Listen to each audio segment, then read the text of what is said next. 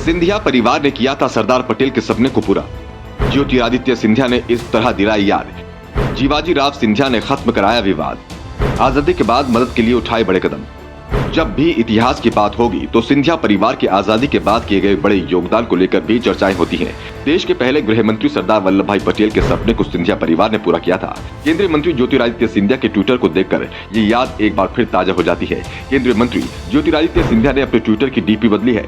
इसमें सरदार पटेल के साथ सिंधिया के दादा स्वर्गीय जीवाजी राव सिंधिया नजर आ रहे हैं। इस फोटो के पीछे एक कहानी है, आइए आपको वो कहानी समझाते हैं। केंद्रीय मंत्री ज्योतिरादित्य सिंधिया के ट्विटर पर जो डीपी लगी है उसमें सरदार वल्लभ भाई पटेल के साथ साथ ज्योतिरादित्य सिंधिया के दादा और स्वर्गीय माधवराव सिंधिया के पिता स्वर्गीय जीवाजी राव सिंधिया नजर आ रहे हैं। पूर्व विधायक राजेंद्र भारती के मुताबिक ये चित्र आजादी के बाद देश के पहले गृह मंत्री सरदार वल्लभ भाई पटेल के सपने को पूरा करने के बाद का है। आजादी के बाद ग्वालियर के नवाब और इंदौर रियासत के राजा अपनी रियासत को पाकिस्तान में विलय करना चाहते थे। इस बात की जानकारी जब सरदार वल्लभ भाई पटेल को लगी तो उन्होंने जीवाजी राव सिंधिया से संपर्क किया। तत्कालीन गृह मंत्री सरदार वल्लभ भाई पटेल ने पूरी जिम्मेदारी के साथ जीवाजी राव सिंधिया से वादा लिया कि दोनों रियासत भारत में ही रहेंगी, इसे किसी भी कीमत पर पाकिस्तान में विलय नहीं होने दिया जाए। जीवाजी राव सिंधिया ने वादा करते हुए बड़ौदा के राजघराने के गायकवाड़ परिवार के तत्कालीन मुखिया और देवास के पमार राजघराने के मुखिया को साथ लेकर दोनों रियासत के प्रमुख लोगों से बातचीत की और पाकिस्तान में विलय का विवाद खत्म करवा दिया। पूर्व विधायक राजेंद्र भारती के मुताबिक आजादी के बाद जब इंदौर और भोपाल रियासत भारत के साथ ही रही तो ये सिंधिया परिवार की नहीं बल्कि देश की बड़ी जीत मानी गई। इस दौरान कई बार सरदार पटेल से जीवाजी राव सिंधिया की मुलाकात हुई और इसी दौरान ये चित्र भी लिया गया था।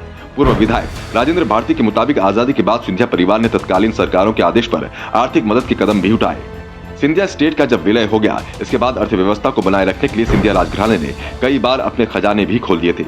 यही वजह है कि उस समय सिंधिया परिवार के तत्कालीन सरकारों से नजदीकी संबंध रहे। सिंधिया परिवार की बदौलत ही आजादी के बाद कई संकट टाले गए। ज्योतिरादित्य सिंधिया ने लंबे समय तक कांग्रेस के साथ सियासत की, लेकिन कुछ विवादों के चलते वो बीजेपी में आ गए। ज्योतिरादित्य सिंधिया ने एक कार्यक्रम में कहा था, मैं मराठा हूँ और कभी तटस्थ नहीं रहा। ज्योतिरादित्य सिंधिया ने ये बात एक प्रसिद्ध मैगजीन के कार्यक्रम में संपादक से कही।